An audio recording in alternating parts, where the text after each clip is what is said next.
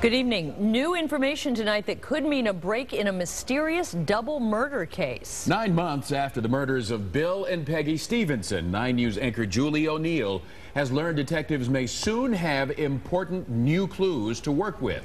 Julie sat down with the couple's daughter to talk about what this means. Julie? Clyde and Carol, the Stephensons were simply pillars of their community, dedicated to a ministry that may have led to their brutal murders back in May.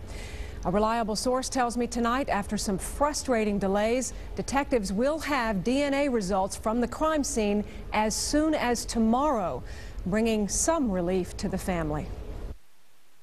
It's been terrible on our family. It's just been horrible. Beth Victor describing the past 9 months waiting to learn who brutally murdered her parents, found by her husband at their Florence condo in May. She says she and her siblings, seen here at a news conference, have met almost weekly, sometimes with detectives, to talk and support. I will say one thing, it's drawn us closer as a family. It's brought us a lot closer. But I hate it that it's taken this to make us closer. Bill and Peggy Stephenson led a truck stop ministry here at Travel Centers of America in Florence. He held service each Sunday right here in a trailer. He would do anything for anybody. They both would. Would someone who crossed their paths here want to attack them? And might they want to harm another member of the family? We live in fear every day. You know, that they're watching us. Windows, blinds stay pulled in all of our houses. I don't go out at night a whole lot by myself. Why do you think they would be after you?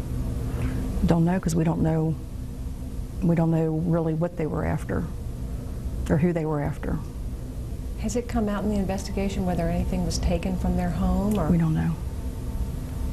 Detectives are being very tight-lipped.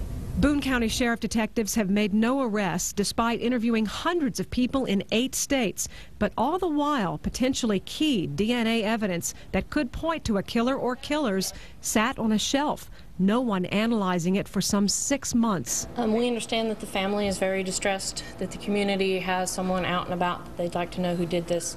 I am very concerned about this case. Laura Sudkamp runs the 6 Kentucky State Police forensic labs that receive evidence from police agencies across the Commonwealth. She says Boone County wanted the Stephenson evidence handled by an analyst in a northern Kentucky lab with whom the county had a long-time relationship. But that analyst had to take a leave that proved lengthy. They waited as long as they could, and then eventually they went ahead and said send it to the central lab for it to get worked. We need results. You've had a backlog, though, as well, an unexpected surge in cases. Yes, officers are learning more and more about collecting DNA on the scene. Sudkamp says the evidence load has more than doubled the past few years, keeping cases backlogged by 4 to 6 months, despite a faster turnaround rate. She's now hiring 3 more analysts and is working on a grant to bring in robots. To bring that down closer to 60, 90 days so that officers can actually use it as an investigative tool instead of just court purposes. Meantime, DNA supervisor Whitney Collins tells me she's been working nights and weekends on the Stephenson case since late December. So do you have moments where you have an aha, this is something? You can sometimes see that, yes, you think you might have an answer, and that's sometimes helpful. She can't talk about what she may have found so far on the Stephenson case, but hopes it will help bring answers. We just want it solved.